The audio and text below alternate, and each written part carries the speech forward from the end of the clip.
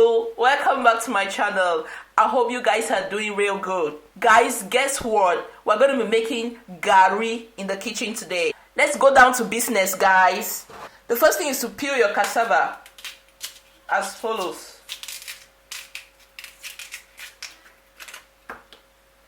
This is how I do mine. A little bit of a cut, and then I lift up the skin with a knife. Very easy.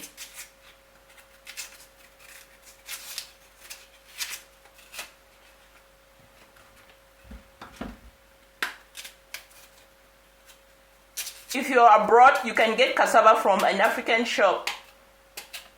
I think they are readily available there.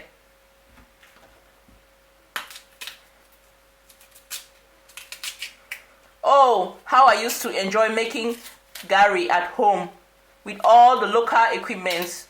Our grater, these sticks we used to use in tying our gari to make sure the water and starch are extracted, and also the stones we used in support. Transfer your cassava into a bowl and discard the peelings.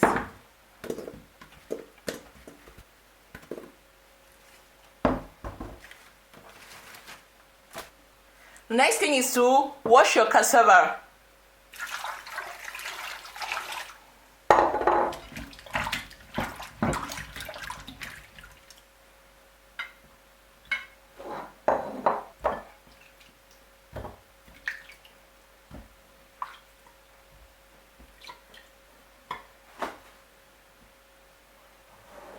Transfer it into a bigger bowl. The next thing to do will be to open up the cassava like this. Try to remove the thread-like part in the middle.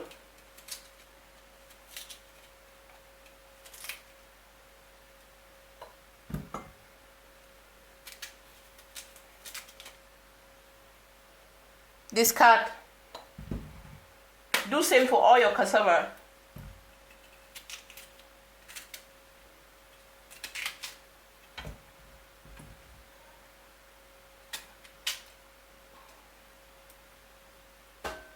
So from this stage, you use a grater. This part of the grater is suitable for making gari.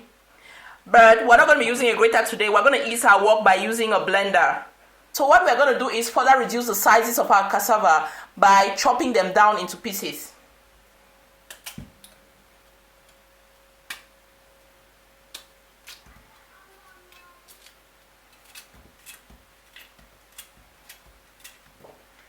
The next thing will be to blend. You want to obtain a coarse texture, not really that smooth.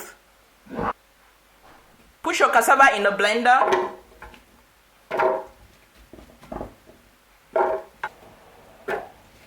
A little at a time. Put some water and blend.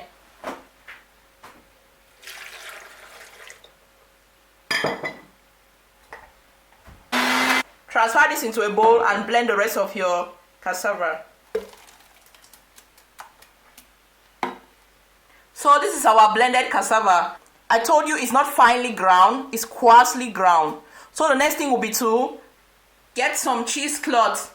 If you don't have a cheesecloth, you can actually use a clean kitchen cloth.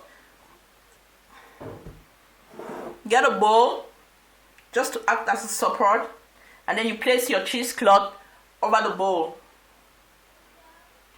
Gradually transfer your ground cassava and squeeze out the water.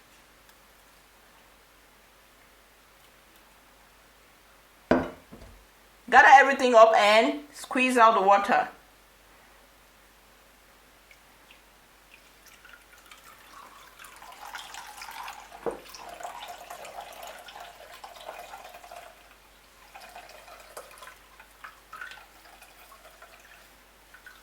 Continue to squeeze till you are certain that a lot of your water has been extracted. This is what we have now. It is dry, but not fully dry. Gather the cheesecloth. Use something like a stick or a spoon. You can use a stainless steel spoon. Wrap it around your cheesecloth like this. Wrap your cheesecloth around it like this.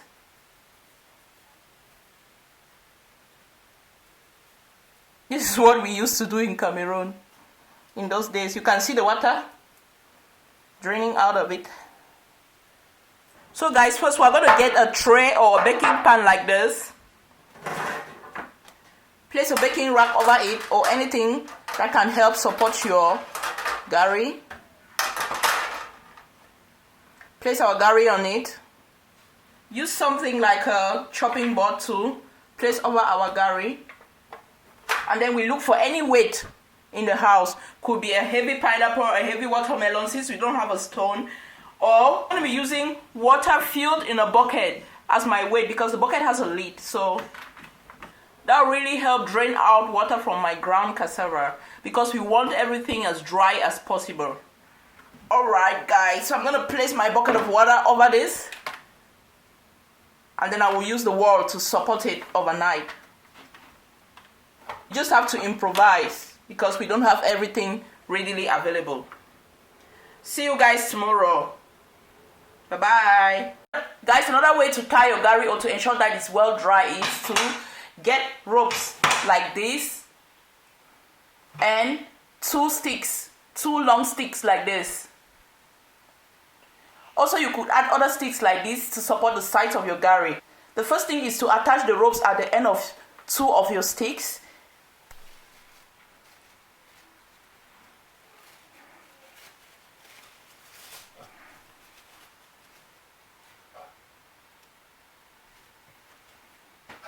Put your gari in the middle.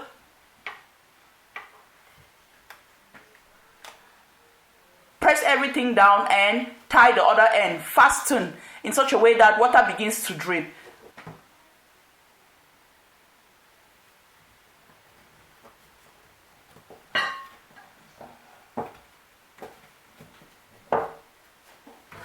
Put it over a bowl and let that sit for 1 day or 2 days before you fry your gari.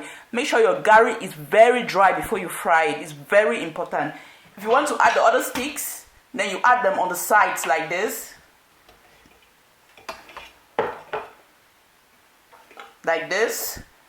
And then you use your ropes to fasten the sides like this and here. That will help your gari to dry up faster. I hope you see how this is built clearly. This is how we used to do it in Cameroon. Or you could use the other method I told you, but make sure that your weights are really heavy. Alright, we're going to untie this and sieve.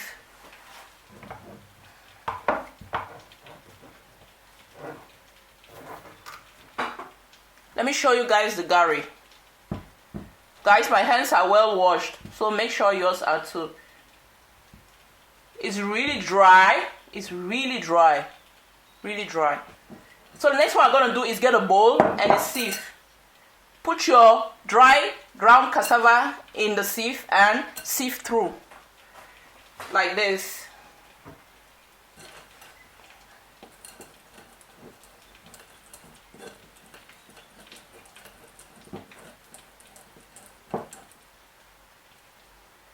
Scatter everything up.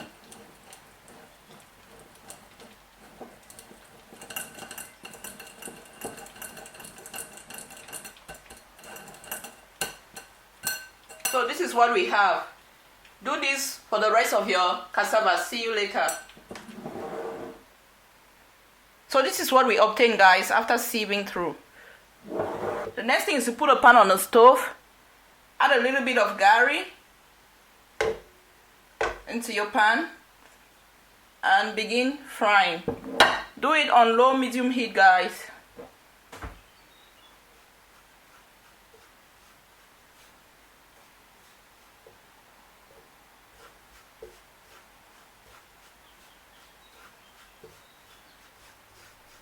So guys, our gari is gradually coming together. The next thing we're going to do is add a little bit of oil.